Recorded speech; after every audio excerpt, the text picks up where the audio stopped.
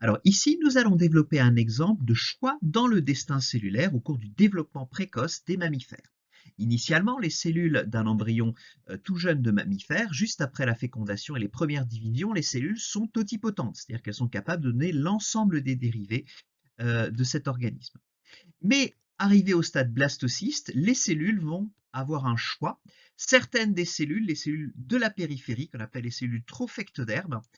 ne vont plus participer à l'embryon lui-même, mais ne vont donner que des annexes embryonnaires, alors que les cellules ici en bleu, qui sont plus à l'intérieur du blastocyste, c'est les cellules qui forment la masse cellulaire interne, elles vont rester pluripotentes, c'est-à-dire être capables de donner les dérivés de l'embryon et également les cellules germinales, mais elles ne vont pas donner les cellules du trophectoderme. Donc là, on a un choix dichotomique, soit des cellules du trophectoderme, soit tout le reste, finalement, pour la masse cellulaire interne.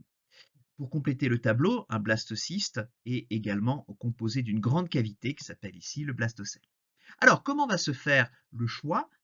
pour une cellule entre le trophectoderme et la masse cellulaire interne? Eh bien, c'est parce que des voies de signalisation vont être activées de manière différentielle dans ces deux types de cellules. Dans les cellules de la périphérie, sous l'effet de stimuli biomécaniques, il va y avoir une voie de signalisation qui va être activée, qui va aboutir à ce que la protéine YAP rentre dans le noyau et va s'associer à un facteur de transcription qui s'appelle TEAD, T-E-A-D, et ça va se fixer sur un enhancer, appelé enhancer trophectodermique,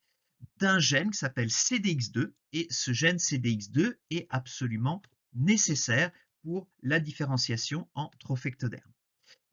En parallèle, une autre voie de signalisation va être activée, la voie Notch, et dans ce cas-là, une partie du récepteur Notch qui s'appelle NICD va rentrer dans le noyau, s'associer avec un facteur de transcription qui s'appelle RBPJ, et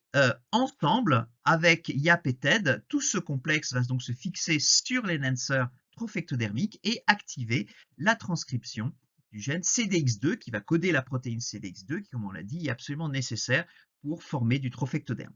Dans les cellules de la masse cellulaire interne, ces voies de signalisation ne sont pas activées, il n'y a pas YAP dans le noyau, il n'y a pas NICD dans le noyau et par conséquent, CDX2 ne va pas être activé et donc ces cellules de la masse cellulaire interne ne vont pas donner du trophectoderme.